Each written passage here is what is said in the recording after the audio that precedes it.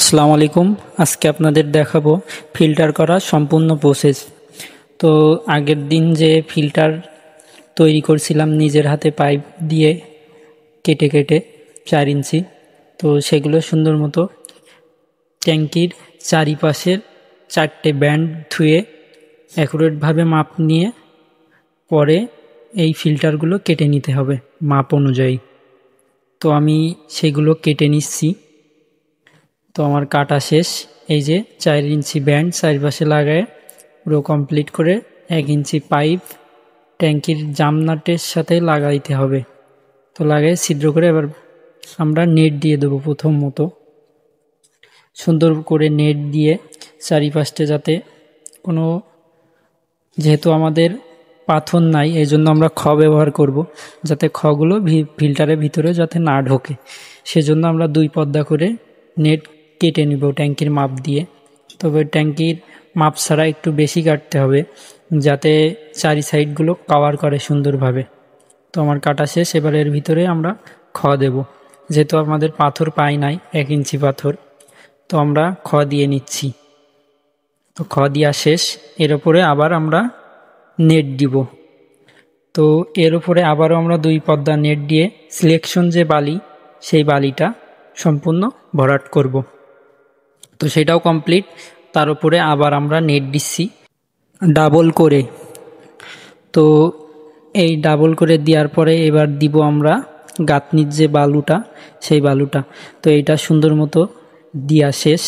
তো এর উপরে আবার সিঙ্গেল করে নেট দিয়ে দিব। তো এই নেটটা দেওয়ার পরে তারপরে দিব আমরা সিমেন্টের যে কাগজ আছে, যাতে বালুগুলো উপরে না ঠেলে ওঠে, দিয়ে চারি সাইডে ইট চাপা দিয়ে দিব। তো ফাইনালি আমাদের আলহামদুলিল্লাহ কাজ কমপ্লিট ফিল্টারিং।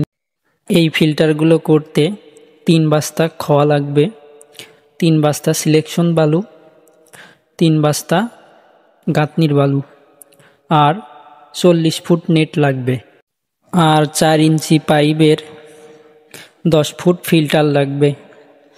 তো যারা ফিল্টার অ্যাডজাস্ট হয় না ব্যান্ডের সাথে, তো সেই ক্ষেত্রে আমরা বানিয়ে নিই। আর যারা 2.7 পাইপ কিনে 4 ইঞ্চি, তারা ফিল্টার বানিয়ে নিতে পারেন। তো এটাতে কেমন কাজ হয় আজকে আপনাদের সরাসরি দেখাবো ইনশাল্লাহ ভিডিওর মাধ্যমে। তো অবশ্যই কেমন হয়েছে সবাই একটু জানাবেন। আশা করি আলহামদুলিল্লাহ এসে আরও ভালো ভিডিও দেওয়ার চেষ্টা করি, কিন্তু ক্যামেরাম্যানের অভাবে দিতে পারি না। তো আপনাদের কেমন লাগে আপনারা একটু বলবেন।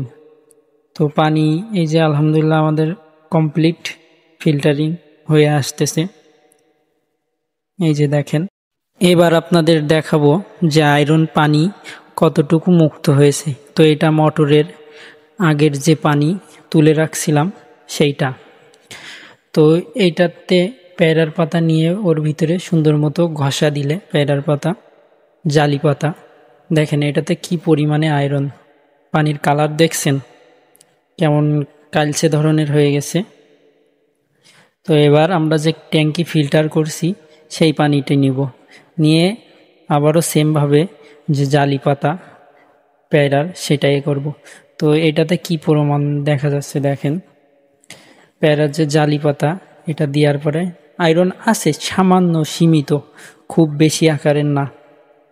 তো আলহামদুলিল্লাহ আমরা সাকসেস হয়েছি।